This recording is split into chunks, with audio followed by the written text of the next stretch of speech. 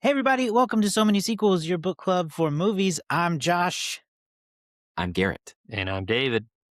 and welcome to Spielberg in Space month on the show. This week, we're going into the scarier realm of Spielberg Yes. alien space movies with This his Yeah. adaptation of War of the Worlds. No, now go off. I was going to say, it's been fun to do these in this order of Spielberg because we've got the adult wonder, we've got the childlike wonder, and none of them have been attacking until this one. And so I'm excited to go there. In Close Encounters, they were sort of benign aliens, like not really good nor bad that we could Just tell. curious. They were curious Just aliens. interested. And then you have, totally nice, kind aliens in E.T., and then we go the opposite direction here. Right. Yeah. Even in E.T., where the humans were the scary ones, they weren't trying to hurt him. There was no, they didn't want him. No. A There was UFO just lands in your yard. You want to find out about it. There was like Right. a neutral coldness almost, and now this has gone into full hostility. War of the Worlds is, of course, like a classic H.G. Wells. Is it a short story initially? Or is It's it a full a novel? radio play, I believe. It was a novel and then a radio play. It's famously a radio play in that it tricked a lot of people back when it came out. Who said that? Can you imagine being in this time frame? Like, there's no for. It did. They got complaints to the FCC, I think. Well, for the people who don't understand, was. there was no internet. There was no way to confirm. These people turned on the radio in the middle of a program that was a radio drama, but they thought it was the news, and they thought they were under attack. Plus, today, we have so much knowledge available to us, and we still choose to believe stupid stuff that's not real. So why wouldn't they back then? Exactly. Why wouldn't so many people. It's true. Now AI is taking over to the point. Hey, there's a Spielberg film. To the point that people can't tell the difference. But really, all you needed was a really convincing radio drama. Exactly. Yeah, I think you could get away with it this day and age too. War of the Worlds has been told a lot over the years, but I think this is probably the biggest movie adaptation of it to have been made. This, of course, came out in 2005 with Tom Cruise as the lead, a young Dakota Fanning when she was just like the it child actor, I feel at that time period.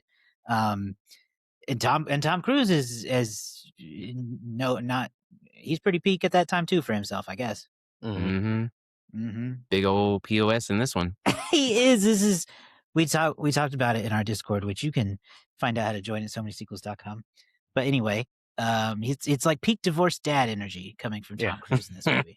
But we'll get into all that here in a second. Let me read the log line from Letterboxd says Ray Ferrier is a divorced dock worker and less than perfect father. Soon after his ex-wife and her new husband drop off his teenage son and young daughter for a rare weekend visit, a strange and powerful lightning storm touches down. How did this movie do when it came out in 2005, David?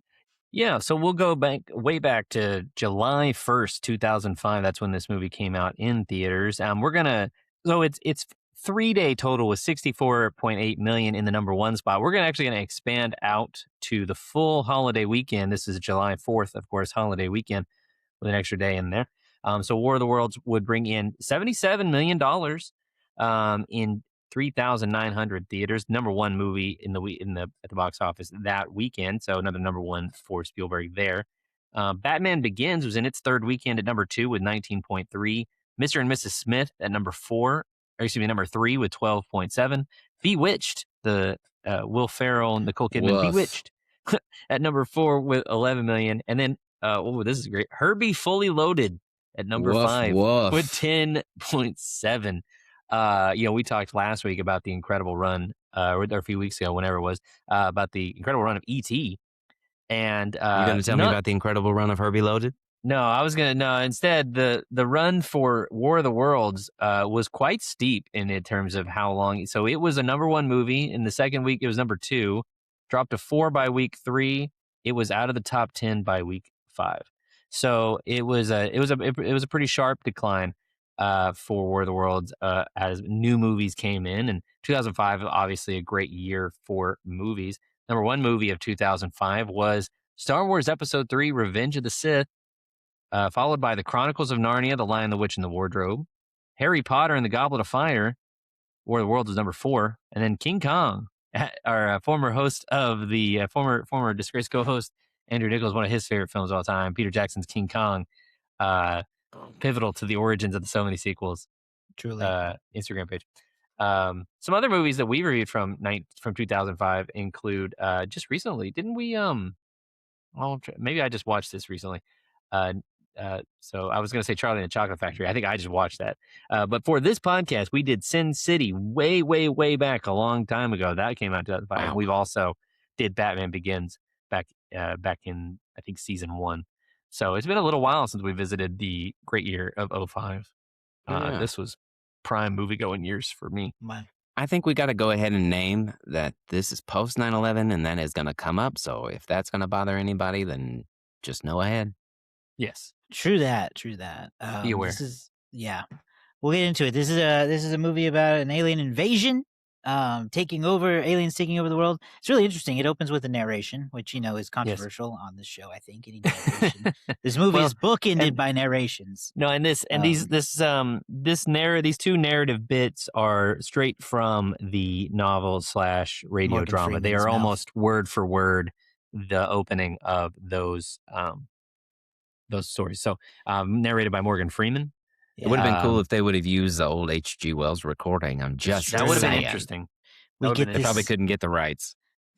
We get this little narration explaining that aliens have been kind of watching the Earth for a very long time and have essentially planted these tripod ships, and now they've come back to claim what's theirs, so to speak.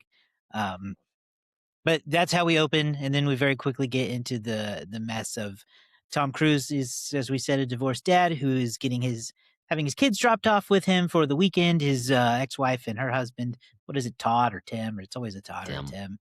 It's a Tim. Tim.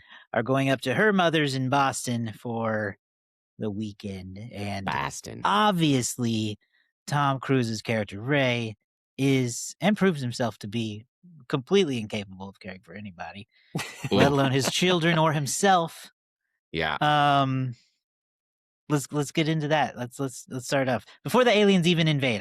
Let's talk about these moments with this family. How are you feeling about Tom Cruise? I got to say, guys, it is an incredibly bold choice to make the protagonist of your movie one of the most unlikable people I've ever seen put in a film before. Truly. He's just not cool. Because when she's dropping him off, it sounds like he might be gonna try. Yeah. And then as soon as she leaves, he's like, I don't know, order food, and slams its bedroom door. It's giving Ben Stiller's impression of Tom Cruise. It's like, whatever, man, do your own thing, Watching him let his 10-year-old daughter and pregnant ex-wife carry that suitcase and be like, she says she got it, man. Listen, and then I support, but he ain't even trying. That was kind of my point. It was he didn't even make the initial effort to get the suitcase. It never occurred to him. Sometimes you're ready for the mom to be like the mom and the new dad to be sort of like your real dad's a bum, he's lazy, no one likes him, but that to be like they're just like bad mouthing him and he's actually got a heart of gold. There was no heart of gold here. No, he's actually a bum. Mm-hmm. See, this is the difference between if this had been directed by Michael Bay, because he would have been like some dumb idiot who never got any kind of education, but he's like the truest human there ever really was because he works on a dock. Well, and let's not forget that he seems to know everything. He knows how to fix that guy's car. I mean, the mechanic didn't even know how to fix the car, but you know who did? Ray Ferrier. Damn it. Ferrier. He knows everything, and everything he does, and his brother knows. Yeah. That's the one. So, yeah, we've got his kids. They do not like him either. I can't say I blame them at all. Shouldn't. No. And then the aliens come. And I got to say, the initial lightning stuff and they get into solving this stuff pretty quickly and seeing the little shuttles come riding down on the lightning. It gets going fast. Yeah. Thank you, Straight CBS, too. I mean, this had to have been some inspiration for Cloverfield. And we talked about how E.T. inspired so many space alien movies. I feel like you can see, and I'm not talking about this movie necessarily in general, but War of the Worlds, how much it's inspired so much of these alien invasion series over Right. time, and you really, really get that in this, and it was just cool. Right. I mean, it's a remake, and it's not the only remake that Spielberg would ever end up doing. I think it is really difficult to try to breathe fresh life into a thing like this, and I think at times in this film it really works. I think that we can talk about it more later, but the design of the tripods, the design of the aliens themselves was all really very interesting. Um, the story itself is always been a bit, to me, a bit not always been a bit weak. Like this the general story, not this, because like this Ray Farrier element, that's like a whole that's new. But again, kind of like Close Encounters, you have Spielberg choosing not to center the film on someone who might have an understanding of what's happening, but instead on a very like an everyman who is uh, seeing all this stuff from the ground level, as opposed to say like someone who's a scientist, someone who's in the military, somebody who might have like more information. Um, there's a one thing I will say for this is that compared to the previous Spielberg films we've done for this month, the pace of this is light speed. Like compared to the other ones, it is just Yeah. off and running. Like you said, they figure things out pretty quickly, and they go and they never stop. It is just a chase after that. Yeah, and as soon as those aliens come to be, there's no time to sit with the wonderment of it. That's what's so different about how Spielberg approaches this with his other movies. Is like it almost immediately starts vaporizing people right in front of it. And it doesn't hold back from. I mean, it's not like gory, but you watch them get vaporized. Yeah. Yeah. And you know, that scene as he's out after the lightning strikes and they go out there and he sees them be vaporized and you see him running through the ash. It's very similar to the vibes of Pompeii, to the idea of the ash that he's going through. And so that scene, whenever he's back in the house with his kids and they're like, what is all that stuff over you? That's people. Yeah. Like he's sitting there and like all of a sudden he's like, oh my God, I've got human on me. Like that's and it a is interesting moment they didn't right say that there. out loud. Yeah. He don't want to scare those kids. Yeah. He's not good at protecting them or keeping them Or giving calm, information. but he doesn't want to purposefully scare them. Right. Well, he was traumatized too. I don't think he could have. I don't think he had the words to explain.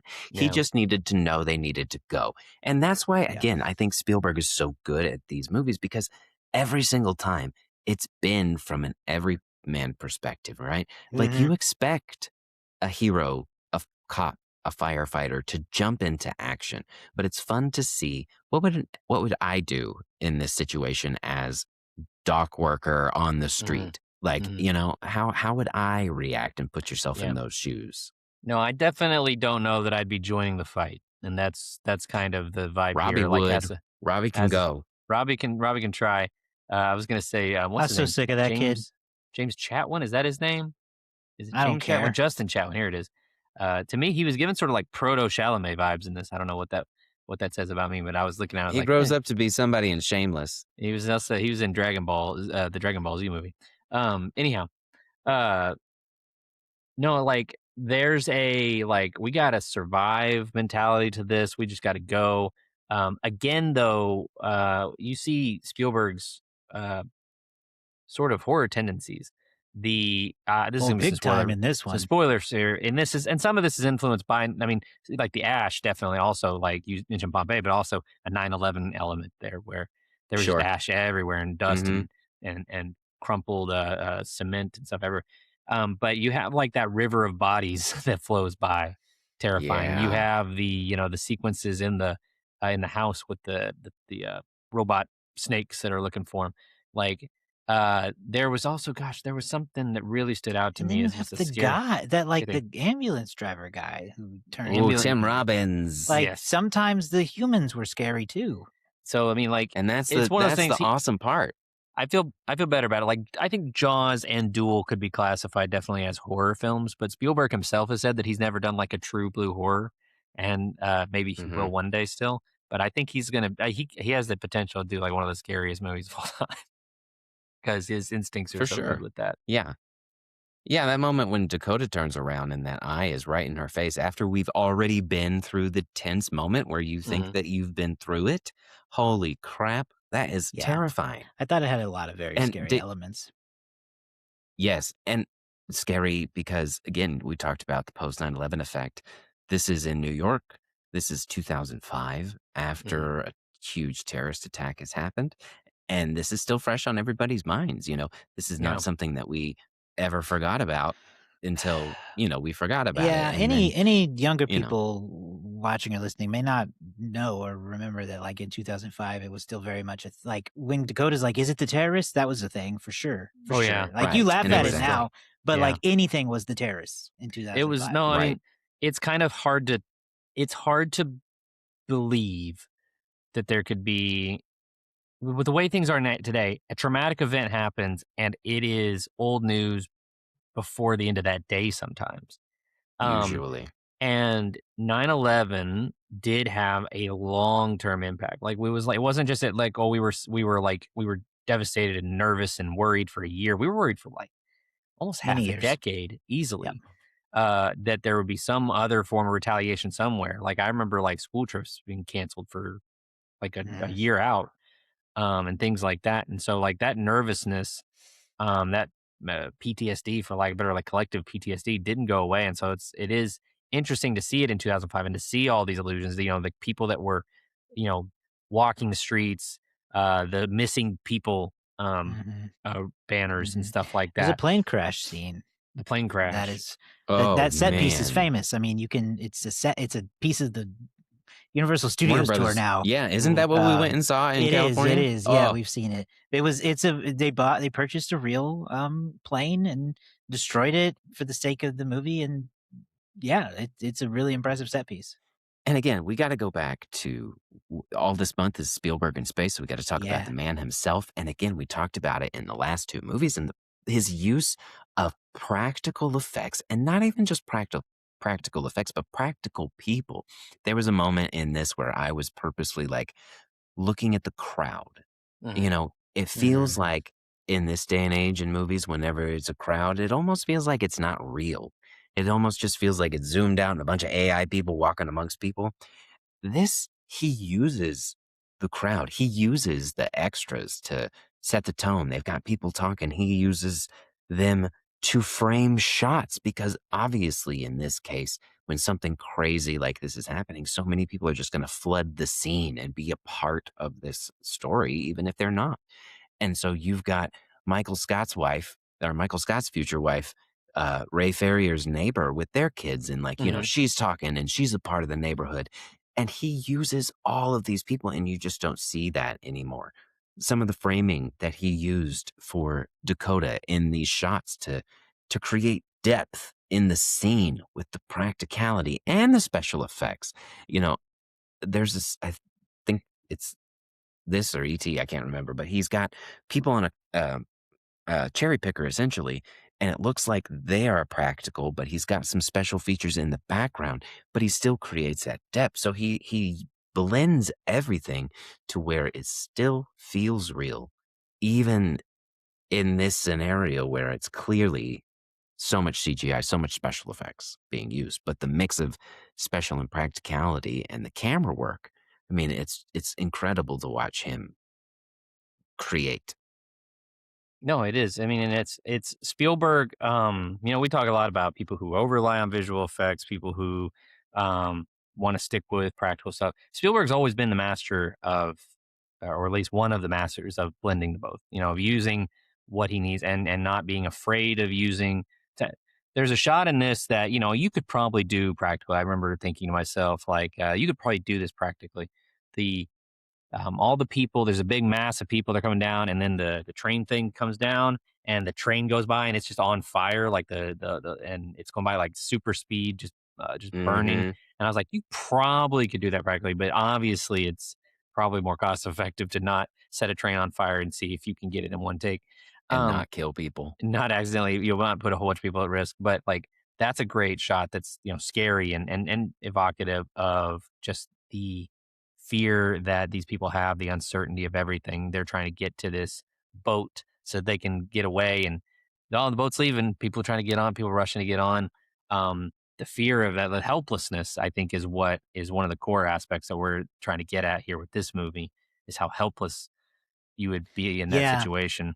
Probably the darkest scene to me is right before that, where Ray and the kids are carjacked by a huge group of people. Oof. And then immediately following the carjacking, one of the bystanders picks up the gun that Ray dropped and shoots the driver execution style to take to carjack him in return. Yeah. And it was just, that was the darkest point of the movie to me, I thought.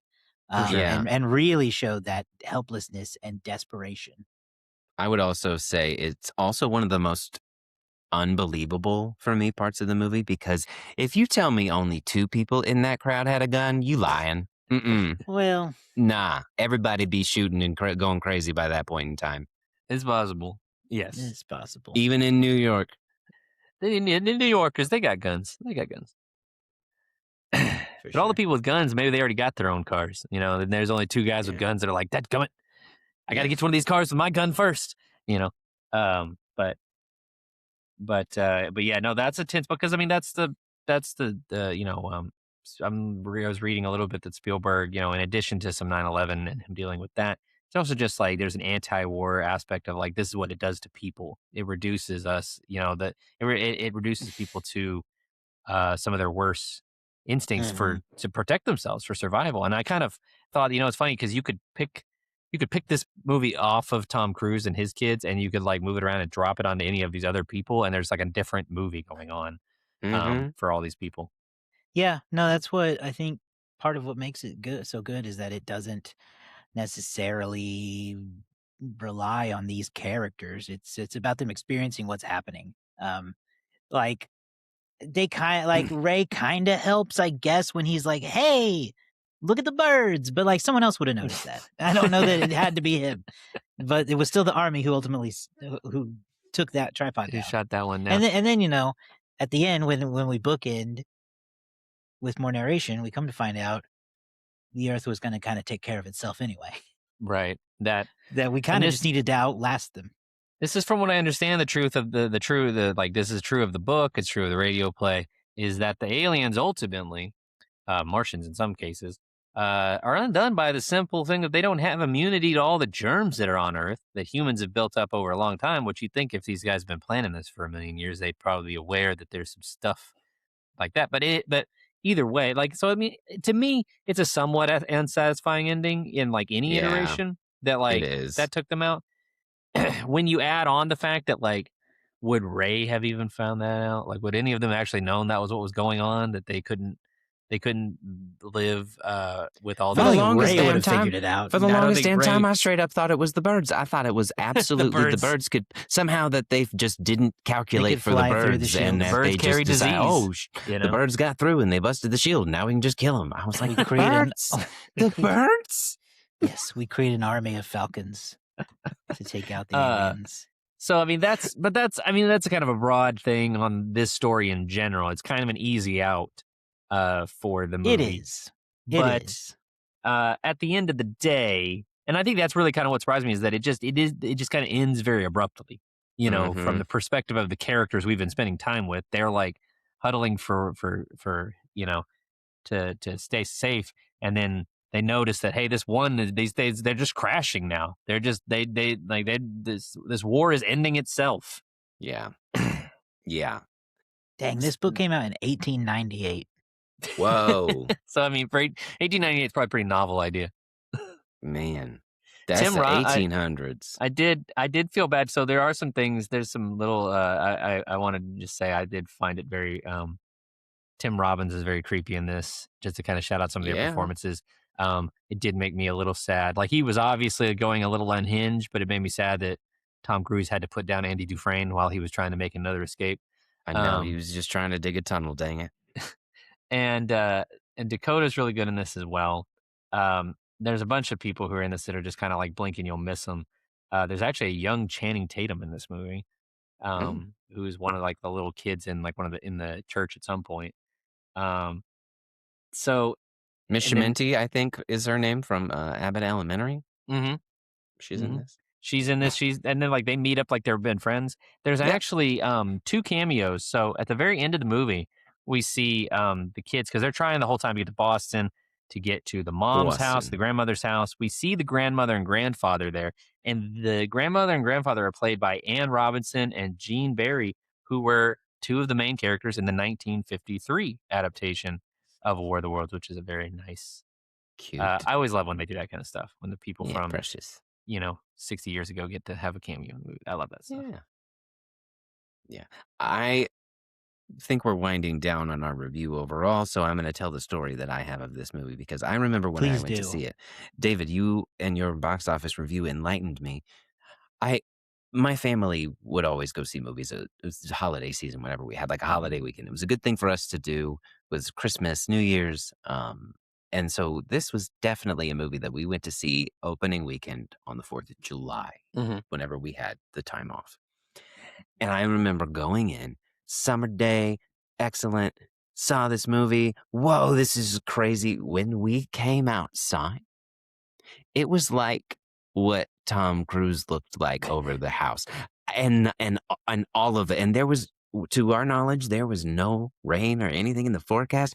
We just walked out and straight up looked like we were under attack. We all full went into like panic mode of like, are we dying?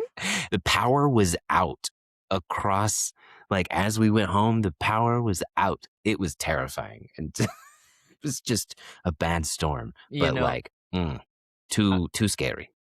I have two things I want to say. One, this movie I feel like kicked off the feeling of gray and blue in our movies, or at least it was a big part of it. I remember when we watched when we did the Daniel Craig James Bond movies, we talked about how that Bond was a little edgier and a little bit more gritty, and I feel like this fits into that same kind of well of post 9/11 movies were just really gritty and realistic and a little bit grayer than movies before had been. I want to say that, so this was my first time really watching this movie or ever watching this movie. My main influence of this movie, unfortunately, was Scary Movie 4, which borrows... No. Scary Movie 4 is basically, they blend the plots of War of the Worlds and The Ring to make it like one... Ring to rule them all? One movie of sorts. Yeah, that reference is probably in there somewhere. And it was so funny how much of the movie I was remembering based on the Scary Movie 4 version of it. Scary Movie 4 is a god-awful film. And I have to say, Scary Movie 4 is one of the reasons it changed my movie watching standards. Because I went to see Scary Movie 4. I was supposed to go with a group, and then the group didn't show up, so I ended up seeing it by myself. But I was in the theater, and when I saw this movie at like 7 o'clock at night with the dumbest crowd of people ever amassed, I could not believe how loud and obnoxious everyone was. There was someone who threw a metal fork down 4 rows to hit someone. And dang. I was like, I gotta get out of here. This is dangerous. Maybe they thought it was an alien. It was not a good look for Owasso, Oklahoma. Anyway. That's all I got to say. All right. Let's do our final rating of War of the Worlds then. I will start with saying I really enjoyed it. It's very tense and scary in ways I didn't expect. I don't think it felt as Spielbergian as some others, and that can be a pro or a con depending on how you want to look at it. But it was good. There's some story issues that I think are not necessarily their fault. So I'm going to settle on a 3.5, I think.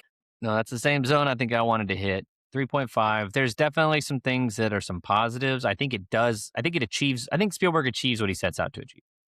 I don't think it goes too far beyond that, though. I think that there's the lead character is so unlikable that I think I'd have a hard time rewatching this because he's just kind of a dick.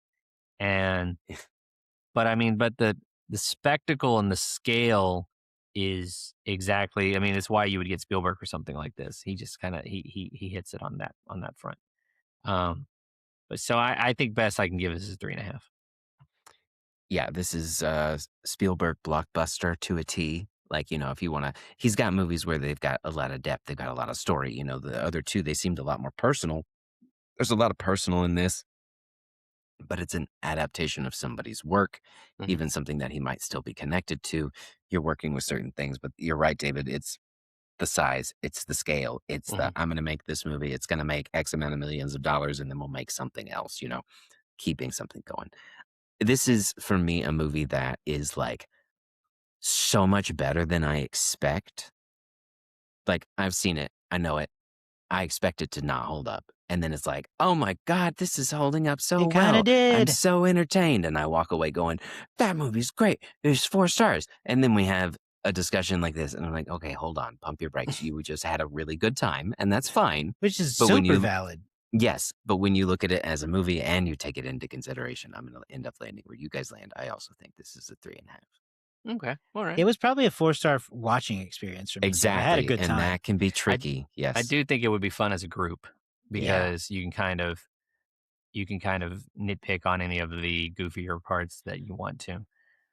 There was a running bit of like Tom Cruise trying to be funny with like little inserts. There was one, I can't remember what it was, but there was something when he's trying to do the thing. This is your zone, and she's like, "That's not how you do it." He's like, he's just so frustrated with her that I was like, I don't know if this is working, Tom. It wasn't. All right, let's look at some of the most popular Letterboxd reviews as we take guesses at what they think of the movie. First off here, we've got 4 stars. Damn, Spielberg, you scary. I agree. He was scary. 4.5 stars. Don't have kids. They'll just slow you down during an apocalypse event. I do like that one a lot. 4.5 stars. Dakota Fanning ate Tom Cruise up with this one, I fear. Yeah. And then finally 4 stars. Back in my day, we had proper summer blockbusters that were determined to absolutely traumatize children. Well, as for the guessing, Garrett and I are tied at 6. Yeah. With Josh at 8. So Garrett, I won the most recent as of recording. So I'll allow you to go first on this one. Oh, thank you for your generosity, sir. How kind. So I know that this is one of Spielberg's lowest rated movies. You would think, yeah. And I think that will probably reflect with the Letterboxd reviewers too. So I'm going to go on the lower side of a 3.5 with 3.2. Okay. All right. That's the exact range I wanted to hit too. I think I'm going to guess a 3 point. I'll guess a 3.4 on this one.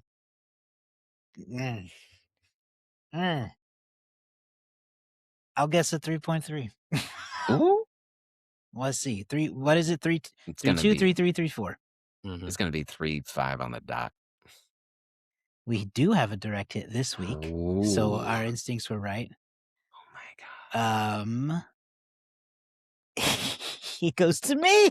No! It's a 3.3. It was right to cut you guys in half. Good job. 3.3. Well done. Josh is you know what, Josh? Up to 10. You deserve this. You've earned this. You deserve it. You've been ridiculed for so long. I know. I'm they've been writing me off for years. We're like halfway through the season too, so like we are. Me and the Knicks, baby. We're going to the top. Go on a streak late. Getting hot at the right time. That's exactly right. All right, well, that's exciting. Well, we still have one more movie up our sleeves for Spielberg in Space. His brand new one, Disclosure Day, which is out in theaters June. It's in June. It's out June 13th, I believe. 13th, June we 13th. think. Somewhere in that week. So go see that in theaters. Go see it in theaters. You got to see a big Spielberg alien movie spectacle in a movie theater. I have high hopes for it, guys. I'm actually excited. I'm hyped. It's been a while. We've been doing this series. They've all been good in their own respect. Like, I'm excited. Yes. It'll be fun. We'll see. We will see you guys next time for that one. Go online, check us out at somanysequels.com. You can follow the show on YouTube, Spotify, Apple, wherever you get podcasts, and on Instagram at SoManySequelsPod. We will see you guys next time.